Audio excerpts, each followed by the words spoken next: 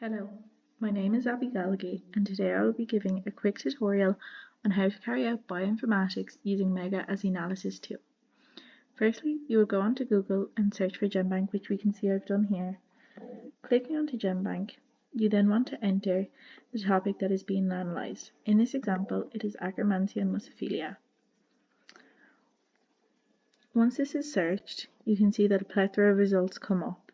To further narrow this research down, I added in 16S RNA sequences, which we can see here brings it down a lot more. So what we're going to do here is you just want to start taking a look of the titles and if there's anything in particular that jumps out in the titles. So for the first one, I'm just going to click into the first option here. So once that loads, then from this page a plethora of information becomes available. However, the most important piece of information from this whole page is actually this code up here, which is OX250275.1, which is known as the accession number. This accession number is what you're going to want to record, so that allows you to access this particular sequence anytime in GenBank without having to look up Akkermansia 16S rRNA gene sequencing and going through all those options again. By taking note of this accession number, you'll be able to find it all the time. Also from this page, you may be able to find the length of the DNA, the configuration of the DNA. You may also be able to find if it was a direct submission or if it was maybe a journal submission, and if it has been a journal submission, it will usually have the published journal there. So from here, other information that we can find is that it was submitted in Switzerland, so that's where we know the sequence has come from. We also can see here that it obviously comes from Akkermansia, its genomic DNA, the isolation source is unknown, and it will also just tell you then the taxon, which is just where if you click onto it here, sorry, it just brings up this page. However, for this analysis, this wasn't required. This just allows you to search up other databases and see if there's any comparisons. However, we did not use it this time. It will tell you if it's an environmental sample and so on and so forth, and as you can see here, the full sequence does show up. So what you're going to want to do is take note of all that vital information that you may require for your analysis. So for my analysis, I've already kind of said what I required.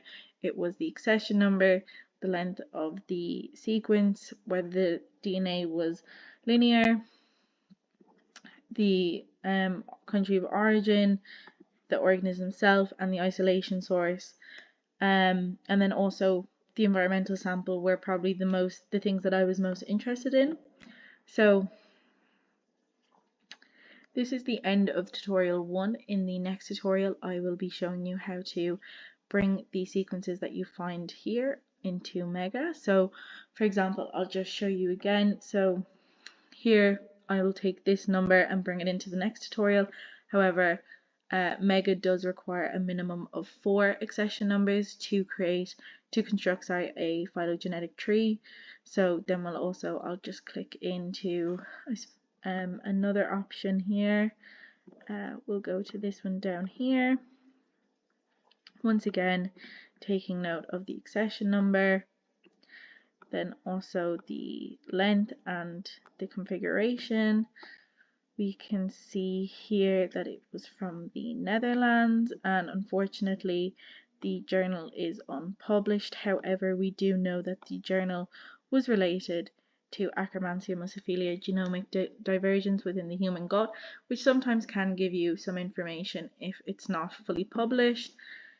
As we can see here, this one is slightly different to the first one we looked at, just because there is a lot more information available. So from this one, again, information that was required or was vital in my analysis, again, Akkermansia, the genomic DNA, the isolation source here is feces, and we know that it came from a human.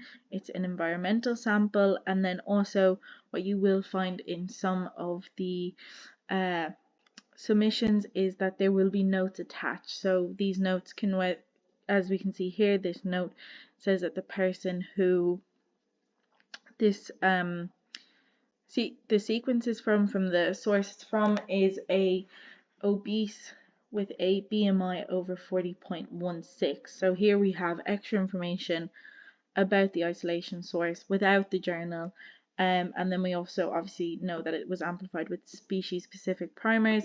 However, that is not required to know in our analysis. It may be required in future analysis. So this gave a lot more information, and actually a lot more research and analysis can be done on samples where you know the isolation source, and if there is a little, note stating whether it maybe came from a healthy human, a male or female, that kind of way, any extra information is good information. So that's two of the ones that we'll bring into the next session. And then I'll just have another two that I will also bring in, but that's how you look up and get some information surrounding the sequences that you want to align in Mega and analyze.